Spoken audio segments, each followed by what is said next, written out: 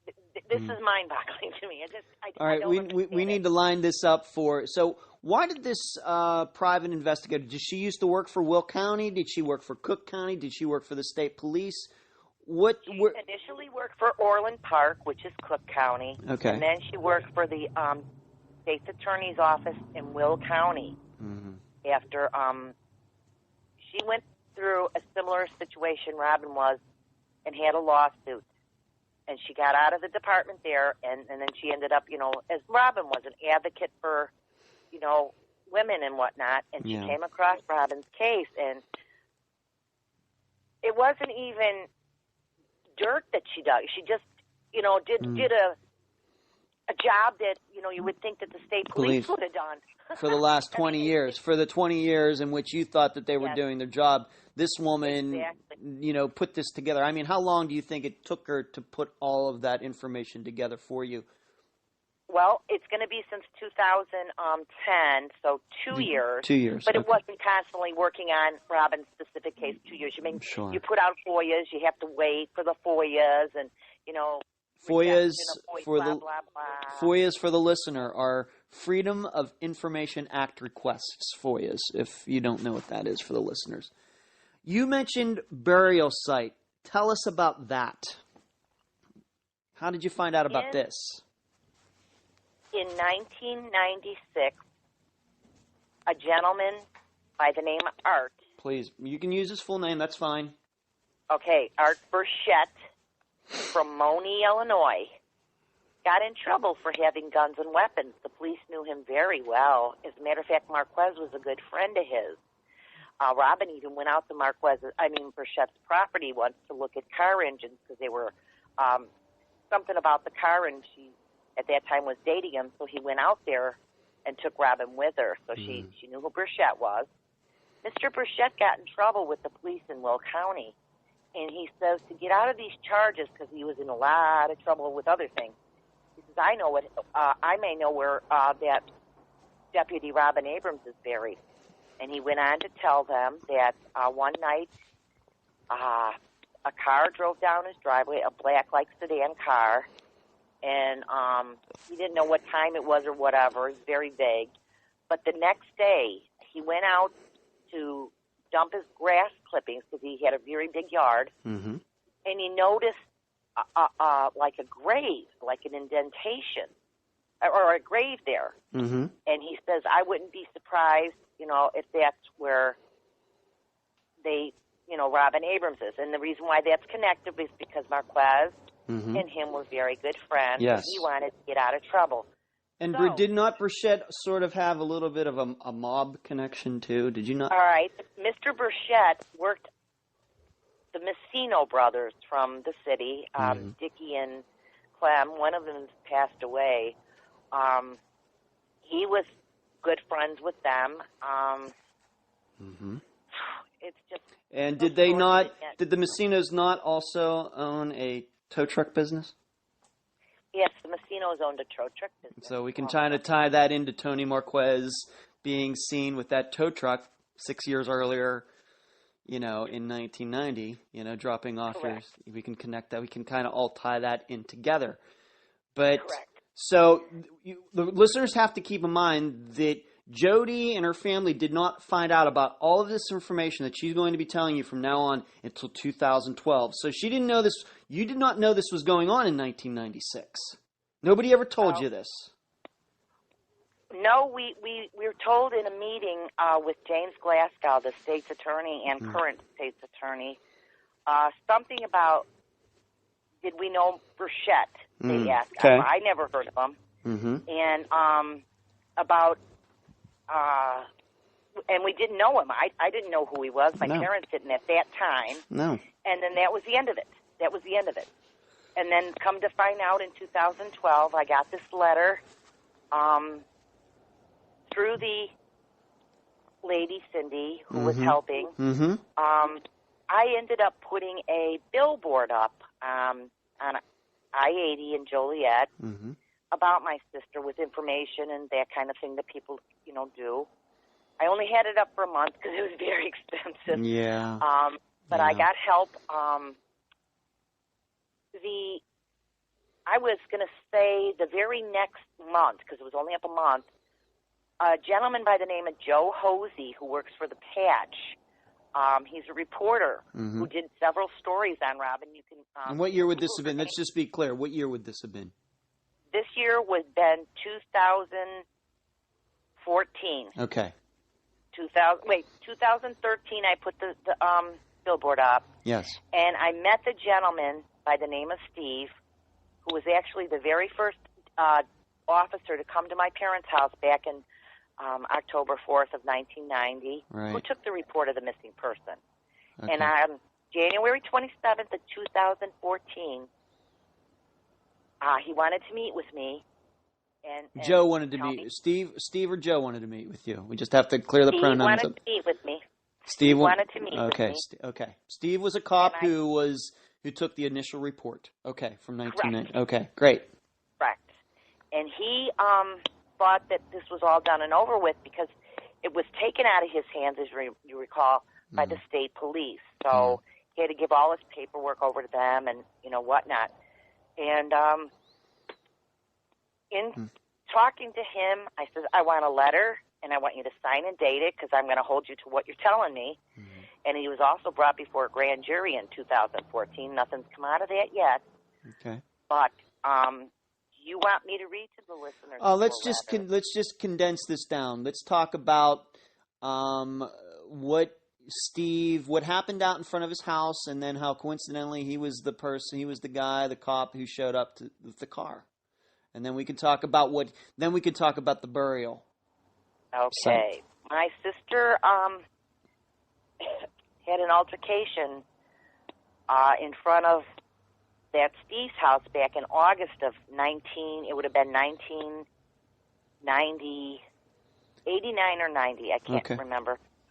And it was my sister out in the front in her car. She was pulled out of her car, handcuffed, pulled out of her car.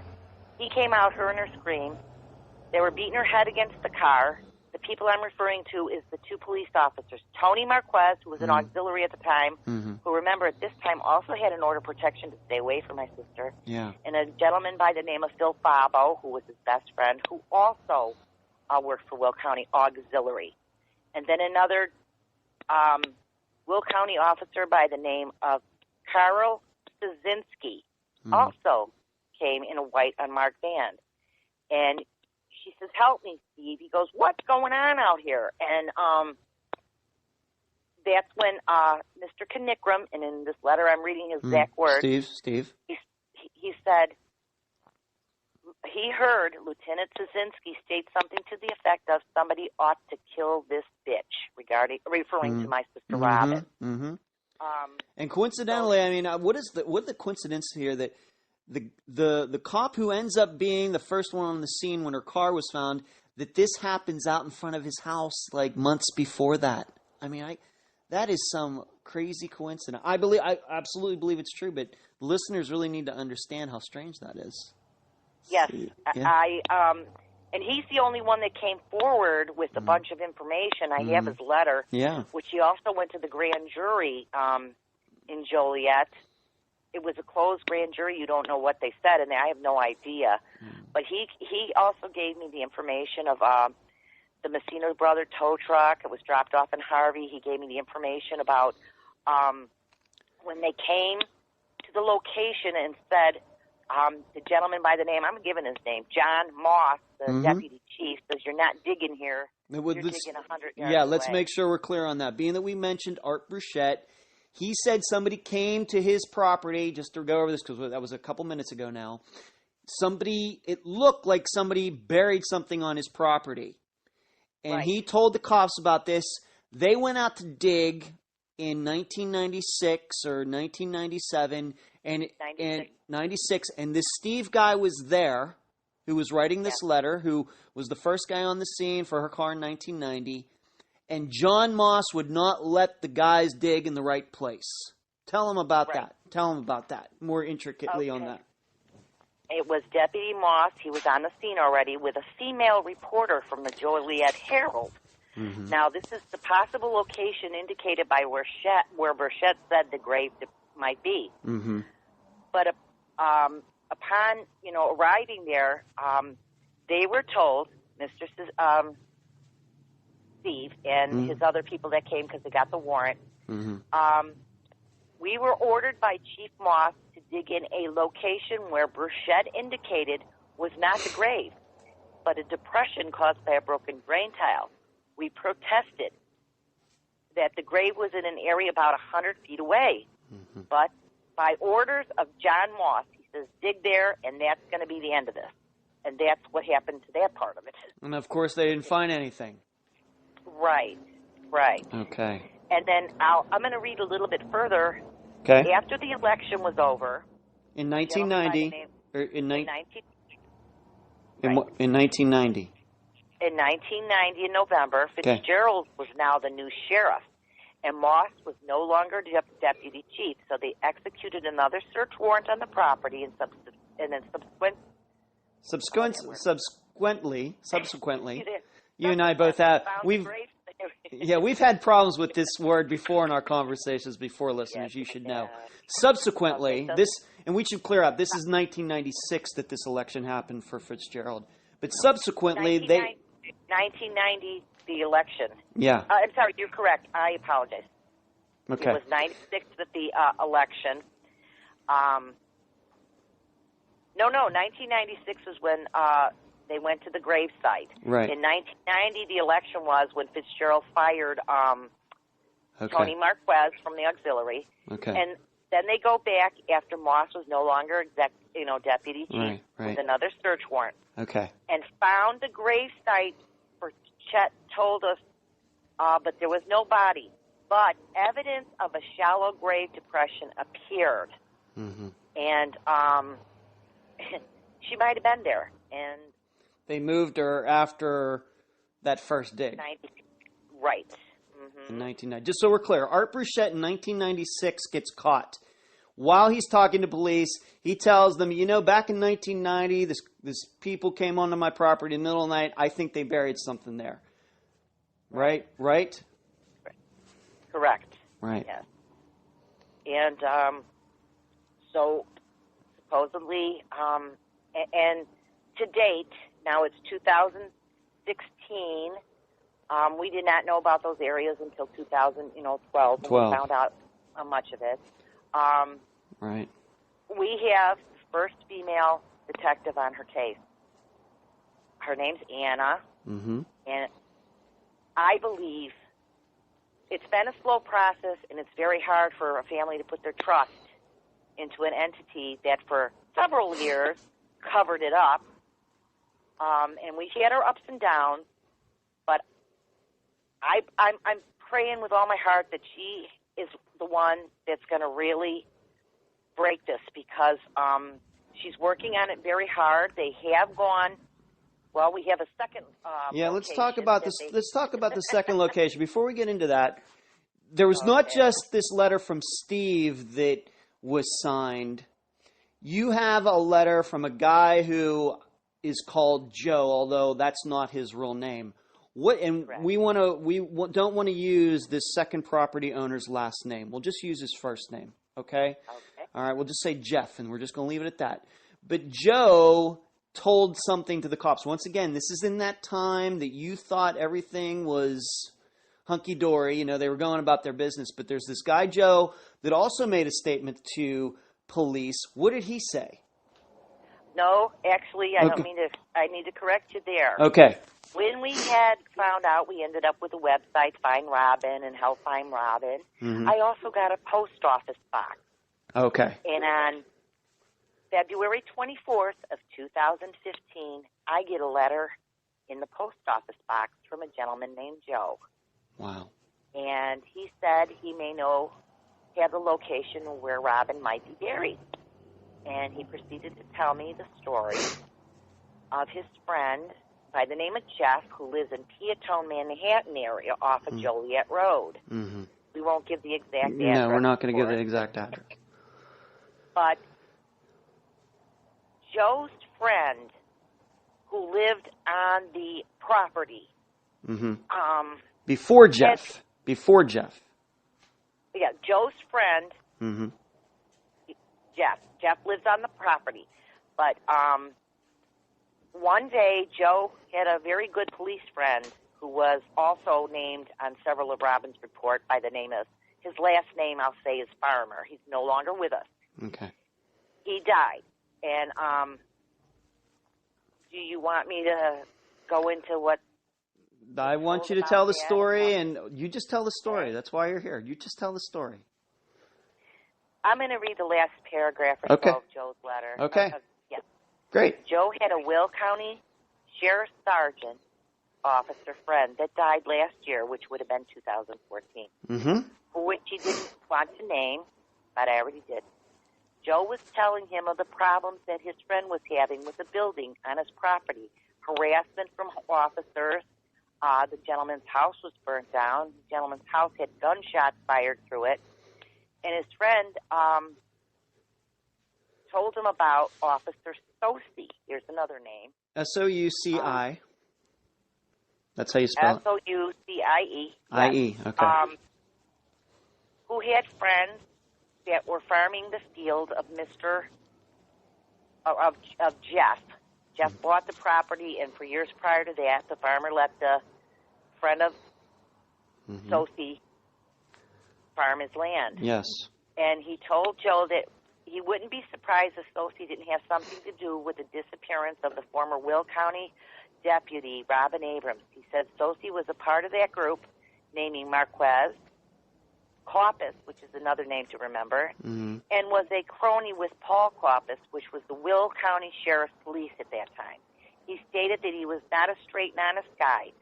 Joe fully believed that his friend was telling the truth regarding, the situation with Robin, and that he felt the need to get it off his chest, and because it was bothering him. So he passed on the information to me. So we looked up, and sure enough, on the internet, which I really appreciate, you find a lot of information. The gentleman's house was burnt down. The gentleman, his house was shot up. Yeah. And the reason why Soucy was vehement to not allowing Jeff build, he wanted to build, the whole thing that started it was this barn that he wanted to build in the back of his property.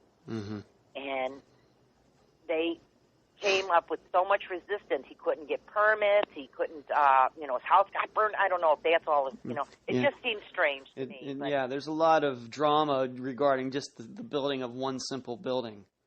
Correct. And this is out, you have to understand, this is out in the middle of nowhere. This is not downtown Chicago. This is very rural. Yes. Very rural. Farmland. Area, yes. Yes. And so we have two locations now where they had her from 1990 to 96, where she was supposedly moved. I got to say supposedly. Yeah. So these people, I don't believe that there's people that would, well, maybe there are, that would come to you and, give you information on your sister, your dead, your murdered sister. Why would they make them up? Why would they say, and put these names? I've never heard of these people. But then when we start looking into it, Soucy was affiliated with Will County. It all ties in. Even. So let's just break this down for the listeners real quick, because there's so many names, so many locations. It's a very complex case. I just want to break this down. What Art Burchett said was he believed that there was something that was buried on his property. The cops went out to dig it up, and Moss would not allow them to dig in the right location, so nothing was found. So the suspicion is sometime after that, before they could go back, those same people who might have put Robin's body there went there, dug her up, allegedly, and brought her somewhere else. Once again, now we're talking about this second location, okay? Correct. It was buried there with, whoever, the owner, the landowner's permission, or these other people who were farming on the land's permission. But then this Jeff guy, who was a truck driver, comes along. He buys the property. There's this agreement that these other guys can still farm on it. They have some disagreements, and you can find, once again, like you said, you can find out on the internet.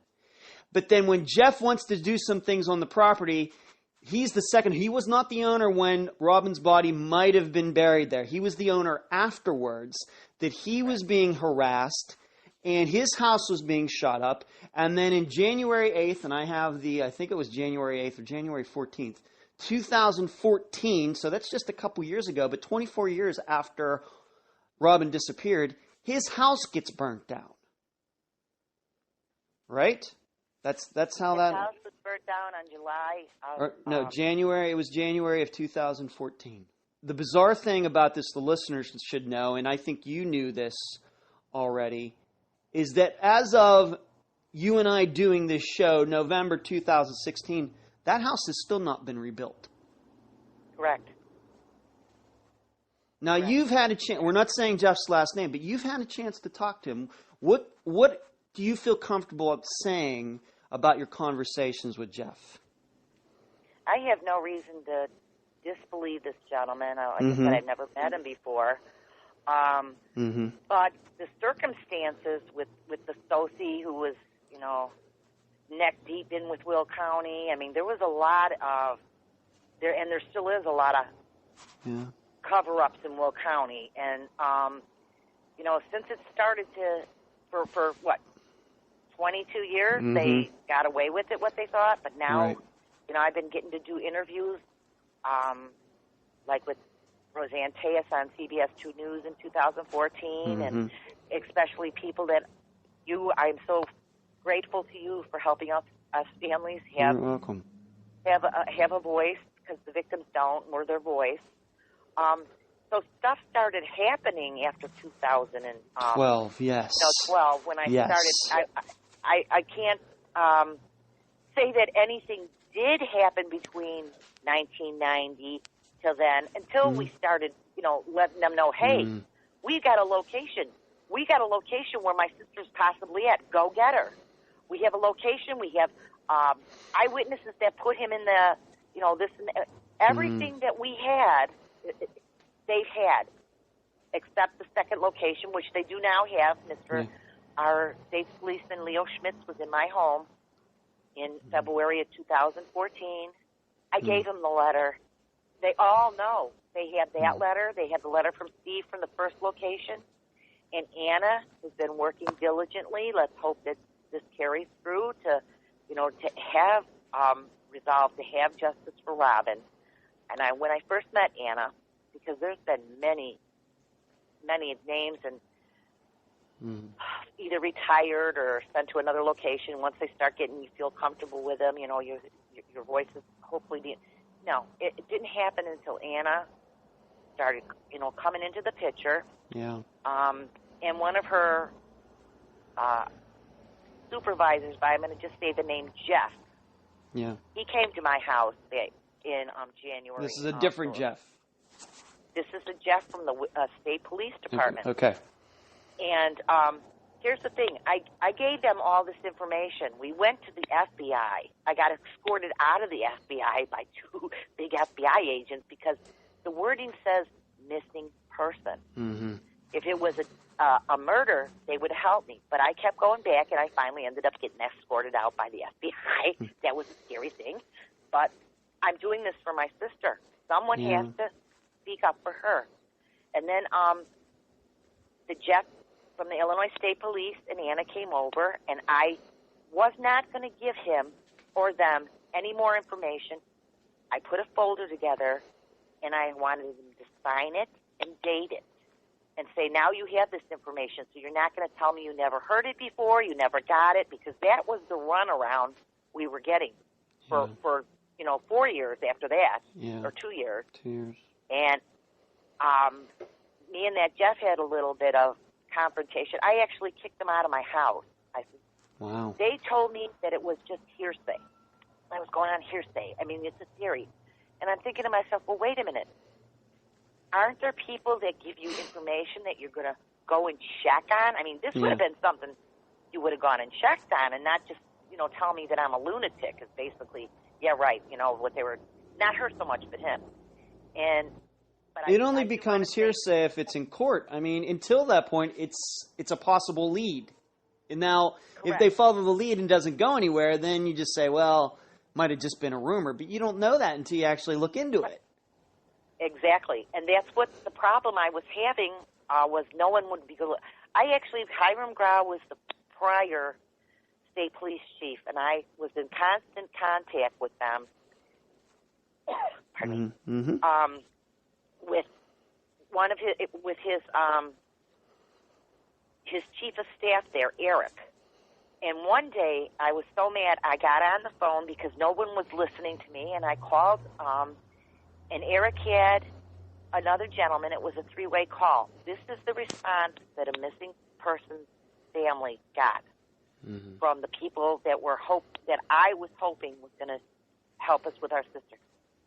The words out of their mouth, and I made them say it 3 times. They told me, this was right after I kicked Jeff out of my house, and gave, they refused to take the information, which they've had. We've given it to the FBI. We've given it to every, they told me if I keep saying what I'm saying and doing what I'm doing, I can go to jail for perjury. 3 times I had them tell me that. I mean, you're not under oath. You're not under oath. You can't. I mean, it may be slander or libel, but it's surely not perjury. Well, I knew that. I mean, and I'm thinking to myself, well, why am I on trial here? I'm not the one that murdered my sister and have evidence to go after, to go look. And I told them, really? So that ended the conversation with them. So I kind of felt hopeless there, but still clinging to hope and prayer and believing I am going to get justice for my sister. And I just want to encourage every single case, and you've done a few on your podcast. Yeah, and there's many more. Yes. Never give up. Right. Somebody will come forth. It'll happen. Just please never give up. And what I'm going through, I've also reached out to, there's other places besides the police department. And if I could just share this with the listeners, for instance, a gentleman by the name of Tad Tobias, Dibiase, you can Google him. Mm-hmm. He's the lawyer for no body cases. I contacted and reached out to him, and he said he would love to do this. And here's the problem I ran into. He said in all his years of doing it, this department, which was the Illinois State Police, was the first department that would not accept this help. Now, to me, that speaks volumes. This man could, with the information we have, not pertaining to the body, because we don't have that yet, but pertaining to everything that's drawn up to it, this man, he could be in jail right now, facing what he deserves. Tony Marquez. By the name of Marquez, correct. I reached out to a group called NecroSearch, which is out of California. Those are forensic people. They would do it for free. Wouldn't cost Illinois taxpayers a dime. I reached out to the Vidoc Society, which is out of Pennsylvania. They're retired professionals that take on cold cases. I reached out to another group by the name of American Investigative Society of Cold Cases, a gentleman by the name of Kenneth Main. And I don't know if you've ever heard of Dr. Henry Lee, but he's the leading forensic pathologist in the world. He teaches quantum. Anybody that's old enough to remember the O.J. Simpson case surely remembers Dr. Henry Lee. Yeah. Okay, I met with these people back in 2014. I went to their conference, and they want to help. They said they would definitely help. And here's another thing. It wouldn't cost the taxpayers a dime. But every response back from them was, without the police cooperation, we cannot get involved in the case. And Illinois State Police will not give them permission. They will not give them permission.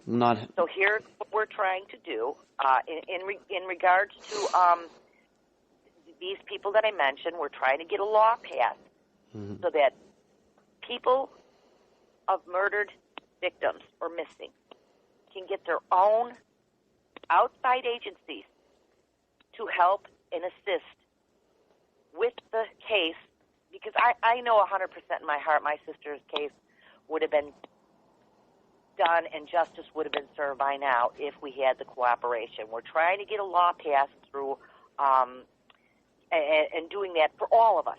I mean, it's not just for Robin, but it's for all of us, for Molly Young, and the names can go on and on. And that's what we're working on now as we speak. And, just never give up. There's going to be justice. There's going to be, hopefully that ray of sunshine will come real soon. I want to go back and ask you a little bit about Jeff, the landowner, okay? Like I said, you've talked to him a couple times. Once again, we're not saying his last name. What is the reason that he's given you that even though his house was burnt down in January of 2014, that it's still not been built yet? What's the reasoning there? The holdup is the township will not give him building. There's a fight between the town, the insurance company, and the entities that are involved in him to be able to replace his home. And those circumstances I'm not real clear on yet.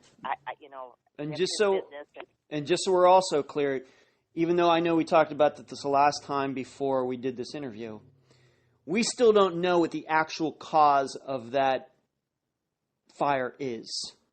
The fire department hasn't come out. It was an electrical fire, or he left the stove on, or something like that. We don't know what the reasoning for this fire is yet. No, we do not. I do not know. Okay. We don't know. They probably know what it is. It's just not public information. And I can tell you that since you and I talked the last time, I've tried to look into that, and I could not find anything, regarding this. So the circumstances of that by itself are a little suspicious. Usually when somebody has their house burnt down, they get it built again, within a couple years. So there's that. The other question I'm sure the listeners are going to be wondering is, here this Jeff, who's this landowner. Yeah. Have you thought about going onto that property yourself, getting somebody who owns a backhoe or something, and maybe just probing around about possibly where her body might have been buried, even if it's not there anymore? Once again, this is just a theory. Well, I did have permission, and I did meet with Jeff on his property, and there was a group of dog handlers that came out with me. In the initial, I don't know how credible they were. They just wanted to help, But here's what I was told. They found nothing, by the way. Here's what I was told by the Illinois State Police. Because now, yes, I'm sitting here with two locations. Why didn't I go dig up my sister, correct? Here's what they told me. Yeah. They told me that if I was involved in that in any way, that it would hinder their defense of, the investigation, to where they pick up the court and say, oh, by the way, Jody, to have any ties in with the finding of my sister would not make an easy job for the state police to have all the facts. They say that, that people could tamper with it or whatnot. So they advised me not to get, for my own safety also, not to be going over to any, because I've been on both locations. Once with the people with the dog, and the other one I was on just walking around, and I had the permission from the people that were renting it at the time. Now we cannot go on that property because that first property, they said, we're not allowed on. But in the meantime, no crime scene was, the areas were not secure. I mean, they're not secure to this day. Yeah. And other than going to get her myself and have it over with, their reasoning to me seems logical. I don't want to do anything to hinder having justice for my sister. You know that. Everyone knows that they wouldn't want to do that. But I do appreciate you letting our voices for them be heard, because this isn't going to go away, Ed. I'm not stopping until my sister... The thing is, we're getting toward the end of the interview, but we haven't pointed out one of the major things. Tell the listeners about what Tony Marquez's own wife said about him. This was a phone call we received back in January 4th of January 2012 by a gentleman out of the Will County State's Attorney's Office by the name of Dave. He read to myself and my husband the exact statement that Tony Marquez's wife, Arlene, told them, which the gentleman's name was Ken Coffish, you told to, who was state police, that she knows. What year did she make this statement? What year? This was in 1990. 1990, okay. Supposedly 1990, yes. Okay. That she knows Tony killed my sister Robin because Tony told her this. She told the policeman, it was in the statement, that statement was read to us. I says, oh, well, then why is he not around? Well, they can't do it because of the law, because if you're married, you can't testify against your wife or husband. Okay, that's not how that law works. Well, this is, here's the thing, Ed. Yeah. She's not home. She's not missing. She's not on a vacation in Florida. Yeah. She's dead. Right. Yeah. It should be changed from missing to murdered, number one. And Tony Marquez should have the pressure on him. I mean, a few months ago, they went and interviewed him again, the state police, and them. They lawyered up right away. So now, Yeah, we should say for the record, even though she told the police that she thinks that her husband murdered Robert back in 1990, she's still married to him 26 years later. Correct. That's crazy. That's one unique relationship. Yes. Wow. And so Tony Marquez, what has Tony Marquez been doing over the last 26 years? He got fired from being a cop because of this Robbins, what she said about him. What has he done since then?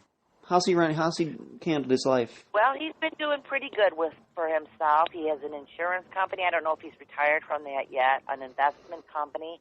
He was also actually named Outstanding Hispanic member of the Crest Hill Chamber of Commerce. And when I found that out, I called Crest Hill and I gave him a little information about Mr. Marquez. I bet you did. And they weren't too happy about, what they have on there. You murder somebody, you go out and, nothing happens to you and you got all your buddies in your pocket.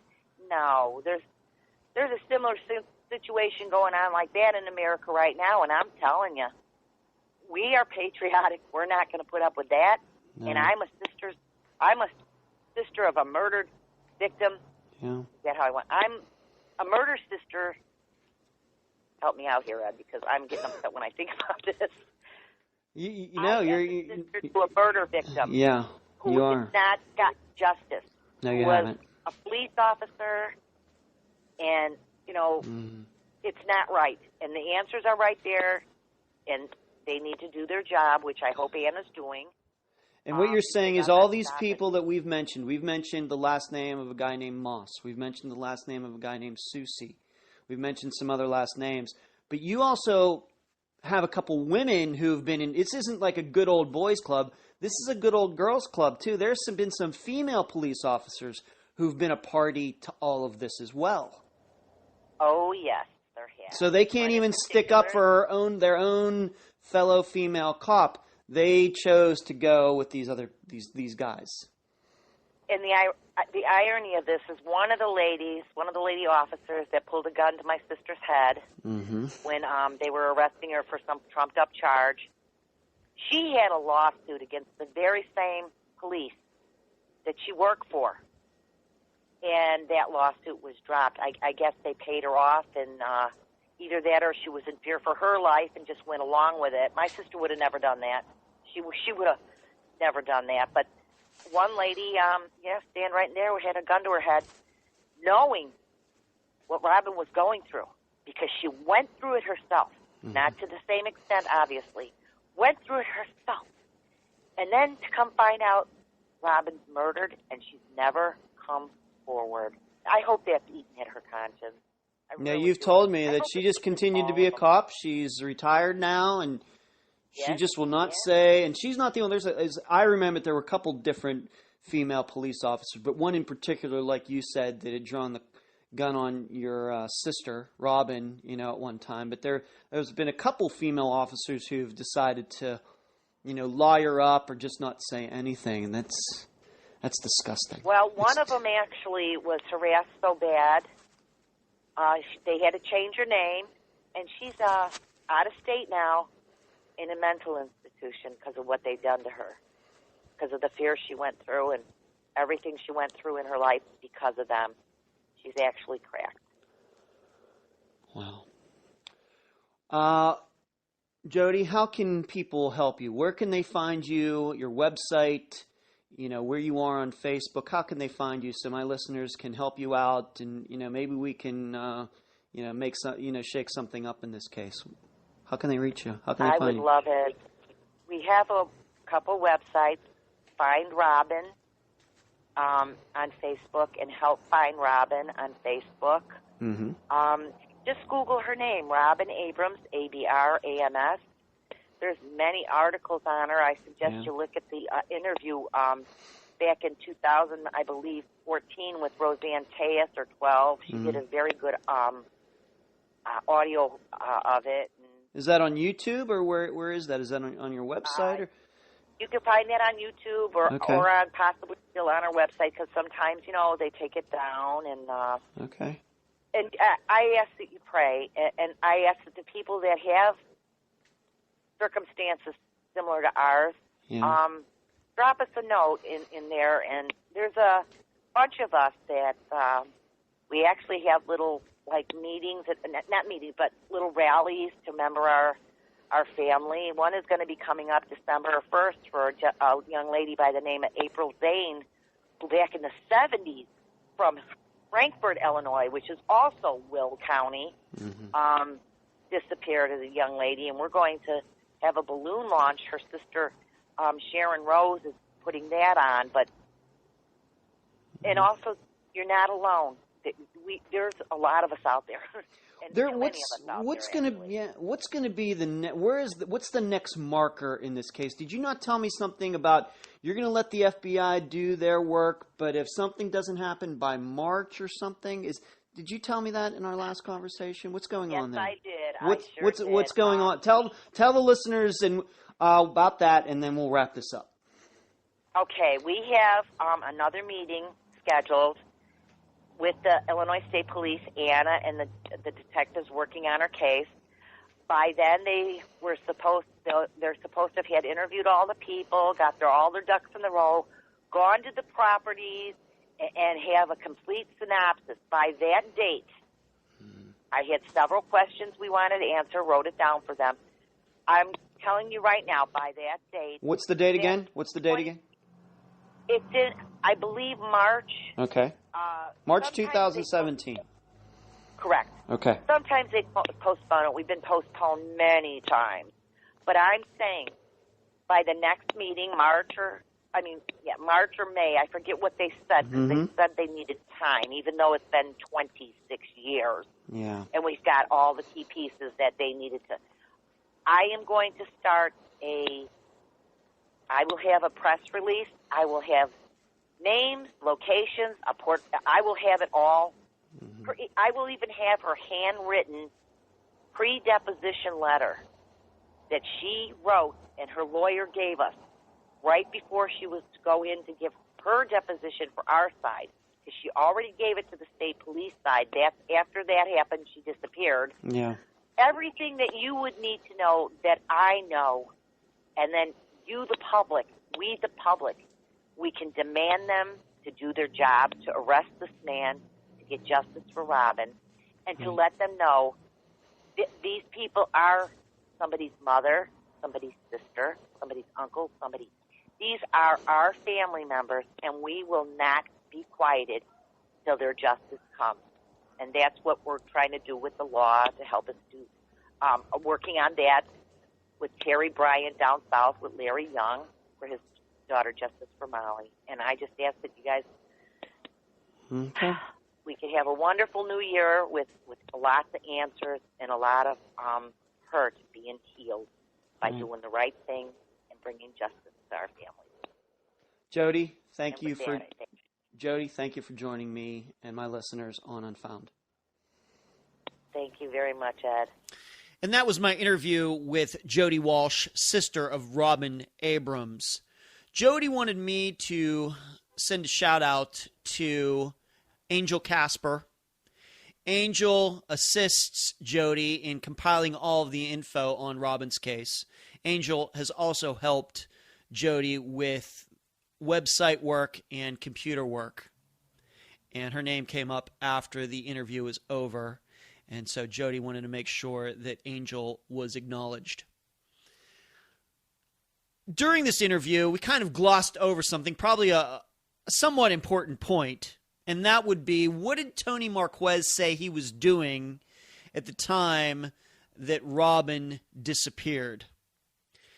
He says that he was with his buddy John Romo, and he was at his cousin's bar in Joliet, Illinois, the entire day. So, of course, he's saying he had nothing to do with Robin's disappearance, despite that witness saying that it was at least Tony Marquez who was driving the truck that dropped off Robin's car. But Tony Marquez's alibi has never been broken in the last 26 years.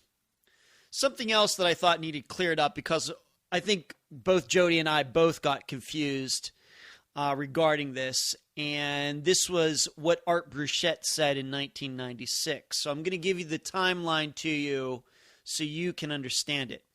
Art Bruchette owned a piece of land in 1990. Not long after Robin disappeared, he says that somebody came onto his land the middle of the night and buried something. But he didn't say anything to anyone, probably because, well, let's just say he had friends who buried things like that. Then in 1996, when he himself got into trouble with the law, it was during the interview with police that he said that back in 1990, I think he was looking to help himself out with his own troubles. He told the police that back in 1990, once again, when Robin Abrams disappeared, that somebody had come onto his property. So at that point in 1996, the cops went out and tried to dig this spot up on his property. This was headed up by, if you remember, the policeman whose first name was Steve, who Jody actually got to talk to a couple times. He was also, coincidentally, the guy who was the first cop on the scene at Jody's car in 1990. But you will remember what happened was they got there, and Deputy Sheriff Moss, once again, we have to differentiate. Steve works for the local town, whereas Moss works for the county. The county sheriff would not allow Steve and whoever else showed up with him to dig in the right spot. So they were forced to dig 100 feet away, 100 yards away, and nothing came of it. However, later, Deputy Sheriff Moss, and this is all under the administration of Brendan Ward, who was the sheriff of Will County at the time, Moss, it is believed, moved on. Sometime between Art Bruchette's first interview when the warrant was supposed to be executed and they couldn't, at some point Moss left, retired. Then, again, Steve and his people went out there, and that was the time that they dug in the correct place, but they found nothing. It is in that time span between the first dig and the second dig that it is believed, if you believe that Robin was buried at that first location, that she was then moved to the second location. I don't know if that was perfectly clear during the interview. One more thing about the burned down house. I'm not going to give you the location of that. I'm not going to give you the landowner's last name, then I'm not going to give you the actual address. But let me just put it this way, is that I've told you that the house is already burned, is still burned down as of this date. And you know the general area of where this all happened, with names being thrown like Beecher and Harvey and Joliet. And if you do a Google Map search, you will eventually find it. In fact, you will find it through both the satellite view and street view because the house is still sitting there waiting to be knocked down while all the paperwork is figured out. And I said in the interview, and I'll say it again, being that it's still standing is suspicious to me. That he hasn't built a new house in its place is suspicious to me. So if you do your own search, like I know so many of you like to do, you will find it. Where I think this case needs to go from here is pretty obvious. As Jody stated in the interview, that she's going to wait on these FBI reports, but also with the proper technology and I suppose some financing as well, you could get somebody to go out there to the original location, the Art Bruchette location, and dig down to where Jody was allegedly first buried and collect dirt samples to find if there's any blood in that or any DNA in the dirt at that location. Now, of course, if she's wrapped in plastic, I mean, this is so morbid, but that's what we do on this show. We have to talk about these things that I don't know what they could do. However, if it's some other situation in which she was buried, then they might have some luck. So maybe they'll get that done, and maybe at the second location they can exactly determine maybe where she might have been put there and figured out. But there are some buildings on that property now, and it's going to be a little more difficult, I think, there. But I will always be here for Jody Walsh and her family, and I will hopefully be able to give you an update on this case sometime in 2017. I'll leave the rest of the theorizing up to you. And that's the program. If you found it informative, please go to the app that you use to listen to Unfound and give this podcast a nice review. I thank you for listening. I'm Ed Dentzel, and you've been listening to Unfound.